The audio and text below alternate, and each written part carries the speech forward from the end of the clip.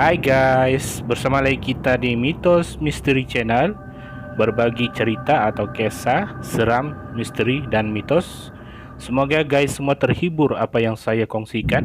Dan saya berharap kisah atau cerita ini hanya sebagai hiburan.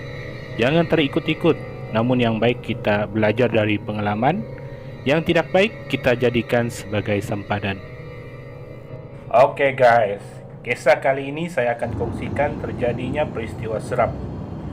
Peristiwa ini berlaku agak lama dahulu, mungkin ketika itu saya belum dilahirkan. Kisah ini diceritakan oleh ibu saya semasa zaman ibu remaja lagi, dan ibu juga berada ketika peristiwa itu terjadi. Begini guys, di Sabah ada adat atau aturan yang harus dipatuhi. Adat dan aturan ini masih berlaku sehingga saat ini.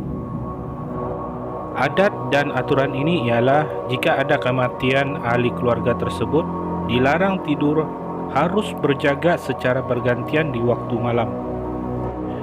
Bagi yang bukan beragama Muslim, selalunya jasad yang meninggal akan ditempatkan di kawasan ruang tamu beberapa hari. Ini karena agar keluarga atau saudara mara yang tinggal berjauhan boleh datang untuk memberi penghormatan terakhir sebelum jasad dikebumikan.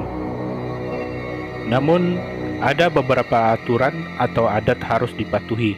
Jika ada warga meninggal dunia, perkara utama yang harus dipatuhi ialah warga kampung harus kurungkan kucing mereka yang mereka pelihara sampai jasad atau mayat tersebut dikebumikan. Barulah kucing-kucing dilepaskan dari sangkar atau kurungan.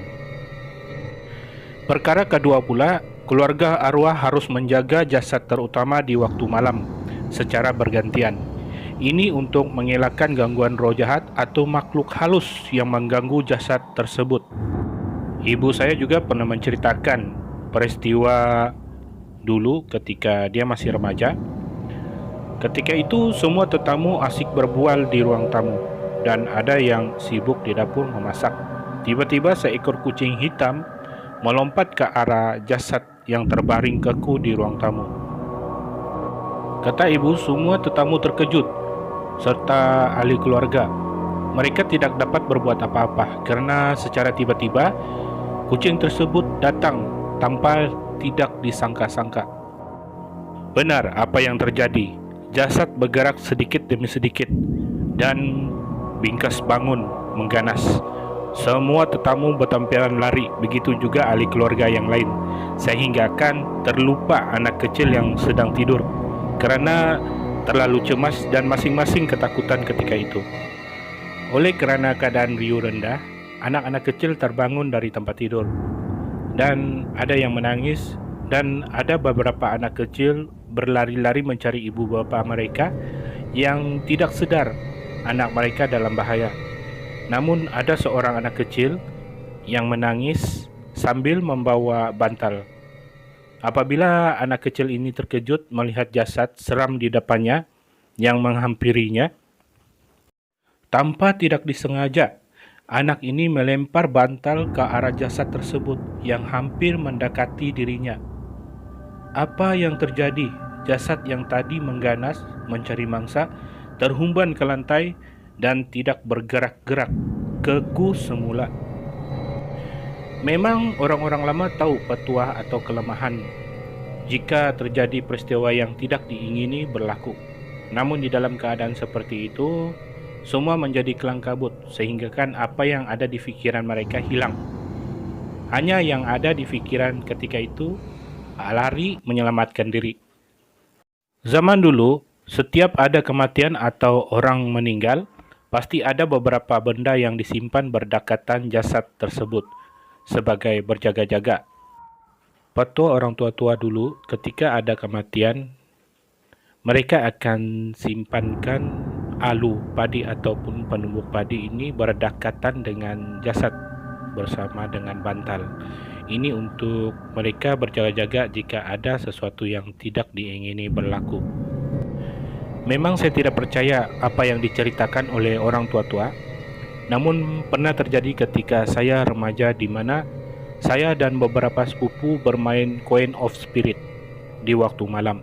Permainan ini seringkali kami lakukan jika semua sepupu saya berkumpul di rumah. Pasti guys semua tahu permainan Coin of Spirit. Kertas putih ditulis huruf E hingga huruf Z akhirnya. Dan duit siling 50 sen seperti mana kita menonton cerita-cerita film seram. Seperti itulah kami lakukan. Memang permainan ini boleh ketagih ya guys kalau kita sering lakukan. Satu malam, sewaktu sepupu saya berkunjung ke rumah, kami semua melakukan permainan ini. Walau dimarahi oleh orang tua, namun kedegilan kami tetap lakukan juga. Apabila kami asik bermain, hampir 2 jam lebih kami bermain ketika itu, tiba-tiba seorang sepupu saya berkelakuan aneh. Apabila melihat tingkah laku sepupu saya yang mencurigakan, kami coba menyebut namanya. Namun apa yang terjadi? Dia bangun dari tempat duduk dan coba menangkap kami satu persatu. Ini membuatkan keadaan bertambah riuh ketika itu. Semua dikejarnya dengan mata tertutup dan tangan di depan terangkat. Mujurlah masa itu ada sepupu saya yang lebih dewasa dari kami. Dia cepat-cepat ambil bantal, kemudian bantal tersebut disentuh di dahi sepupu saya yang tadi kerasukan. Tiba-tiba sepupu saya yang dirasuk tadi itu jatuh ke lantai, lemah dan seakan pingsan. Ketika sadar, dia seperti ketakutan dan menangis. Apabila keadaan seperti biasa, kami coba bertanya apa yang dia alami. Kata sepupu saya, masa itu dia seakan-akan berada di ruang gelap bersendirian sambil mencari jalan untuk keluar. Dari kegelapan itu, dia mendengar suara-suara seram memanggil dirinya. Inilah kali pertama saya melihat menyadarkan orang kerasukan menggunakan bantal. Percaya atau tidak, mungkin itu tergantung pada diri keyakinan seseorang. Yang pasti saya ingatkan, permainan seperti ini harus kita elakkan, karena memanggil roh itu berbahaya dan berbagai perkara boleh berlaku pada diri kita sendiri tanpa kita sadari. Oke guys, inilah kisah yang diceritakan oleh ibu saya, peristiwa jasad bangkit akibat dilangkah kucing, dan pengalaman saya sewaktu bermain Coin of Spirit ketika remaja. Nantikan kisah selanjutnya, saya akan kongsikan cerita-cerita menarik untuk guys semua, dan sokong channel ini agar saya bersemangat bersama guys. Dan bagi yang telah menyokong channel ini, terima kasih banyak-banyak. Sokongan guys semua amat berharga bagi saya. Terima kasih sekali lagi. Untuk sokongan dari guys semua di channel saya, sila tekan subscribe, like, dan jangan lupa share. Disertai tekan loncengnya ya, agar guys tidak ketinggalan video terbaru dari saya. Santai guys, bye bye.